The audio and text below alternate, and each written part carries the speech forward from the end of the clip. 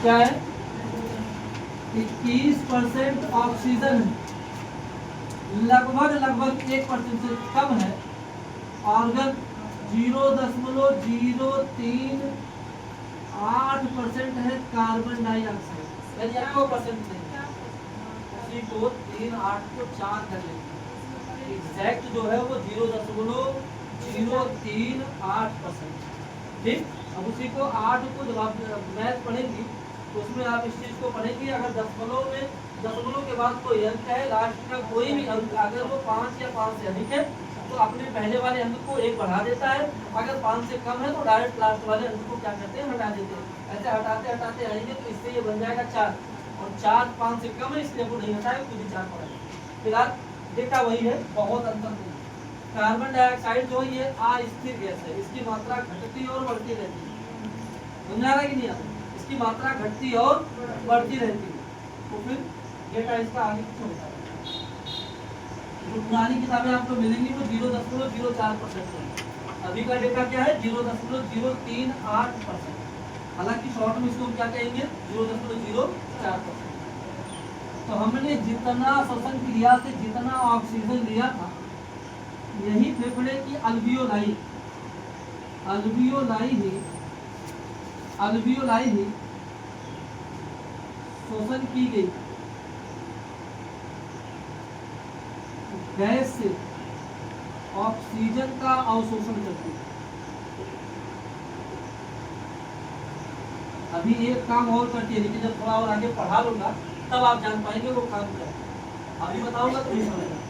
यहाँ तक की बात समझ आई है? अगर कोई कंफ्यूजन हो तो कुछ नहीं, यही अब आगे फेफड़े ने ऑक्सीजन को निकाल दिया, अब ये करेगा क्या इस ऑक्सीजन, या ऑक्सीजन का क्या कर रहा है, ध्यान से सुनिए। हमारी पूरी शरीर, हम एक जगह ऐसे अकेले एक जगह पूरा शरीर लिख देंगे। पूरे शरीर को हमारे चाहिए होती है ऊर्जा, क्या चाहिए होती है, और ये ऊर्जा देने का काम कौन करता है, रक्त लाकर देता है। हमारे पूरे शरीर को ऊर्जा पहुंचाने का काम, या जो कुछ भी हम खाए हैं वो सब कुछ हमारे पूरे शरीर की एक एक कोशिका तक पहुंचाने का काम क्या है, तो किसका काम है पहुंचाने का, रक्त यानी खून का है। अब बात को समझिए, एक तालाब है, तालाब में पानी भरा हुआ है, तालाब में पानी भरा है, 100 मीटर दूर आपका खेत है, इसके पास पानी ज्यादा है और आपके खेत में पानी कम है।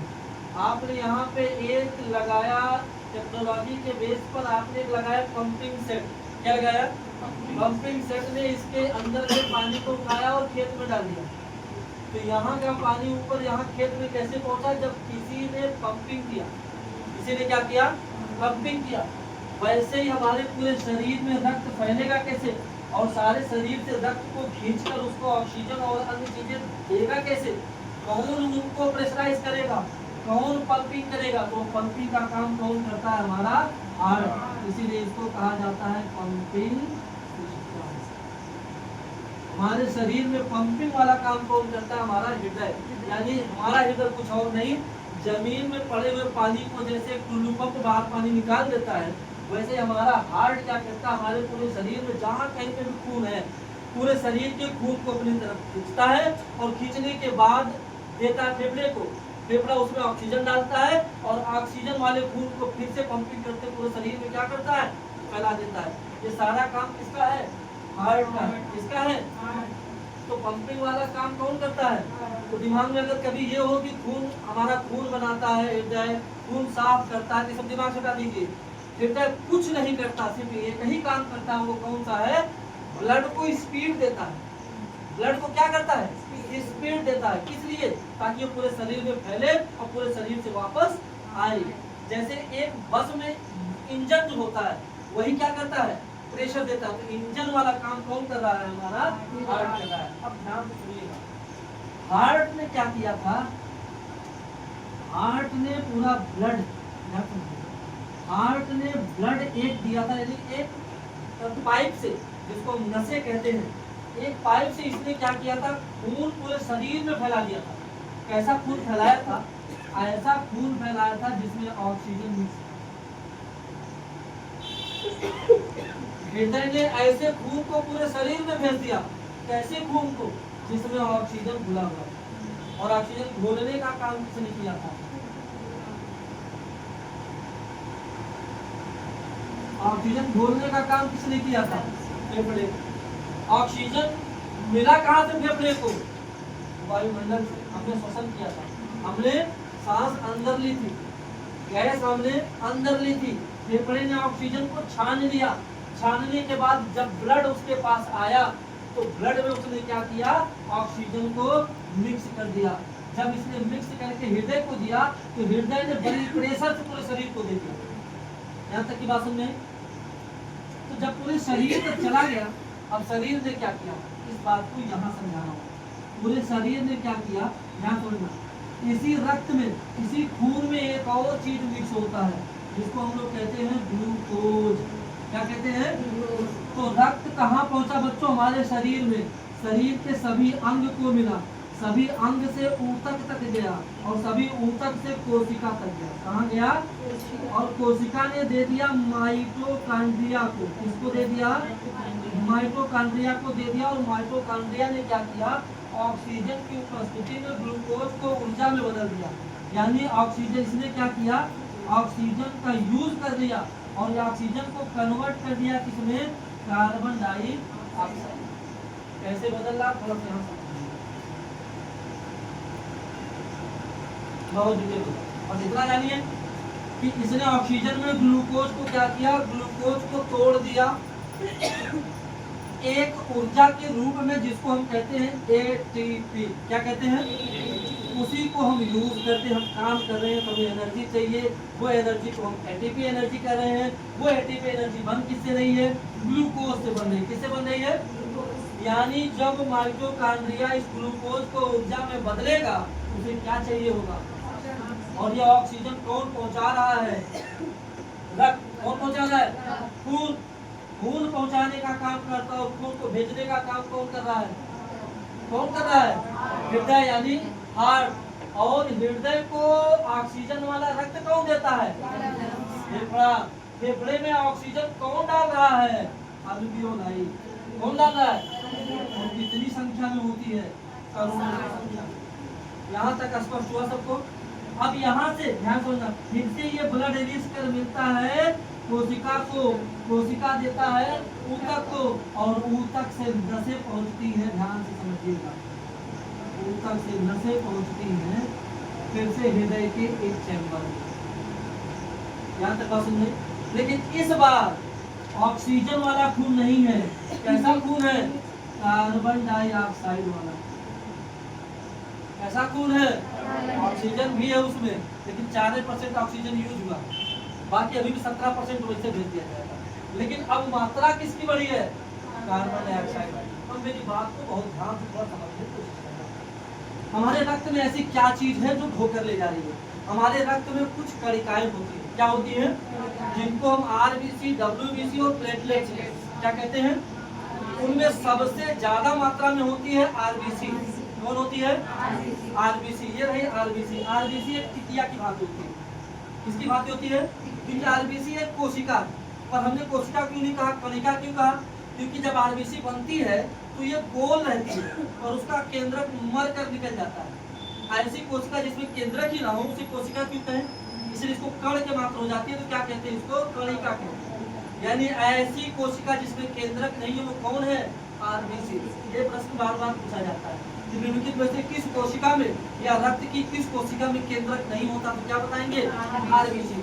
अब केंद्रक तो है नहीं इसमें, टिकिया की भांति होगी। जैसे दवा की टिकिया होती है वैसे होगी। अब इसके बाहरी हिस्से पे, ये जो आरबीसी है, आरबीसी के बाहरी हिस्से पे एक होता है प्रोटीन। क्या होता है? जिसका नाम है ग्लोबिन। क्या नाम है? इसके ऊपर एक पिगमेंट होता है जिसको हम लोग कहते हैं वर्णक यानी रंग देने वाला, जिसको नाम है हीमो। क्या नाम है? तो हीमो और ग्लोबिन दोनों मिलकर एक चीज बनाते हैं जिसको हम कहते हैं हीमोग्लोबिन। क्या नाम है? और हीमोग्लोबिन को शॉर्ट फॉर्म में हम लोग लिखते हैं HB। क्या लिखते हैं? अब यही HB की एक खासियत ध्यान देना, HB ही ऑक्सीजन को चिपका लेता है। HB क्या करता है? ऑक्सीजन को चिपका लेता है। तो हमारा फेफड़ा एक जगह है, ये सारे ऑक्सीजन को चिपका के तो भेज देता है। जब ये सारे ऑक्सीजन को चिपका के भेजना है तो ऑक्सीजन ले लिया जाता है, इसको दिया क्या जाता है, कार्बन डाइऑक्साइड। क्या दिया जाता है, ये कार्बन डाइऑक्साइड को भी चिपका लेता है। लेकिन एक बात ध्यान से सुनिएगा, ऑक्सीजन से ज्यादा जल्दी कौन चिपकता है, कार्बन डाइऑक्साइड। क्या चिपकता है, यानी अगर इस कमरे को मैं पूरा पैक कर दूं तो धीरे धीरे इस कमरे का ऑक्सीजन क्या हो जाएगा, इस कमरे में कार्बन डाइऑक्साइड। अब इस तुम्हारे हीमोग्लोबिन के पास पावर है ऑक्सीजन को भी चिपकाने की और कार्बन डाइऑक्साइड को भी चिपकाने की।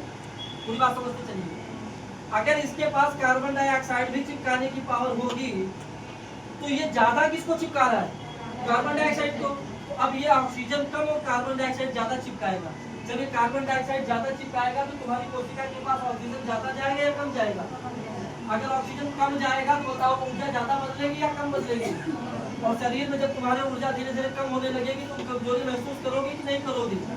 और जब तुम्हारी श्वसन क्रिया में भी जब इसमें कार्बन डाइऑक्साइड चिपका ही होगा तो बताओ ऑक्सीजन और कार्बन डाइऑक्साइड की जो लेन देन हो रही है वो सही से हो पाएगी। तो तुम्हारा दम घुटने लगेगा, फेफड़ा तुम्हारा ज्यादा फैलने का कोशिश करेगा क्योंकि उसको ज्यादा ऑक्सीजन चाहिए। तो तुम कहो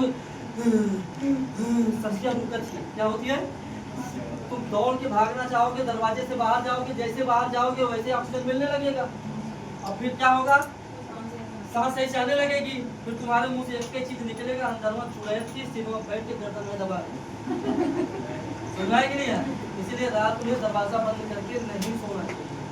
इस पिछली साल की ठंडी में एक वीडियो बहुत ज्यादा वायरल हो रहा था। एक घर में बच्चे शहर में कमाने गए थे, एक कसने में अलाव जला दिए, बाहर अलाव जलाए और अलाव अंदर रख के दरवाजा बंद करके सो गए, सोचे गर्मी बनी रहेगी। नींद में आ गए वो, ऑक्सीजन की कमी हुई, कार्बन डाइऑक्साइड, धुएं में कार्बन डाइऑक्साइड से ज्यादा खतरनाक होता है कार्बन मोनोऑक्साइड, डाइऑक्साइड नहीं मोनोऑक्साइड। और मोनोऑक्साइड ज्यादा खतरनाक होता है, कार्बन डाइऑक्साइड से ज्यादा जल्दी चिपकता, छोड़ता नहीं। अब जब उन लोगों में कार्बन डाइऑक्साइड की कमी हुई होगी वो बेहोश हो गए होंगे। अब जब बेहोश हो गए तो ऑक्सीजन मिल रहा है कि नहीं मिल रहा, कौन देखता है। होश में नहीं आए, बेहोश बेहोश से चारों के चारों क्या हो गए, मर गए। तो कमरा बंद करके नहीं सोना चाहिए। एक गलती और लोग करते हैं, एक छोटा सा ब्लोअर आता है गर्मी वाला, ठंडी में बच्चा पैदा हुआ अभी 2-3 महीने का है, आपको डर लग गया इसको ठंडी लग जाएगी, दिक्कत होगी, तो ठंडी में बच्चा पैदा जब होता है उसे सर्दी की बीमारी आम बात हो जाती है उसको। और आप लेके आ गए ब्लोअर, और छोटा ब्लोअर लेके आए, पैसा कम था, आपने दरवाजा बंद कर दिया, कमरा गर्म रही। लेकिन याद रखिए ब्लोअर जो होता है वो भी क्या करता है, ऑक्सीजन को जलाता है और कार्बन मोनोऑक्साइड में बदलता है। तो बताइए उस बच्चे को, आपको तो फेफड़ा मजबूत है, आप ऑक्सीजन अच्छी मात्रा में खींच ले रहे हैं, लेकिन वो बच्चा खींच पाएगा, उसे पर्याप्त ऑक्सीजन न मिलने के कारण, शरीर सकल ऑक्सीजन की मांग की कमी होने के कारण बच्चा बेहोश होगा और मर जाएगा। तो छोटे बच्चों में जो दिक्कत आती है, बच्चों फेफड़े की दिक्कत आती है, बहुत सारी दिक्कत आती है, वो इन्हीं चीजों से आती है। कैमरा बंद करके नहीं। तो ये बात समझ में आई कि हीमोग्लोबिन क्या चीज है, सबको समझ में आ गया।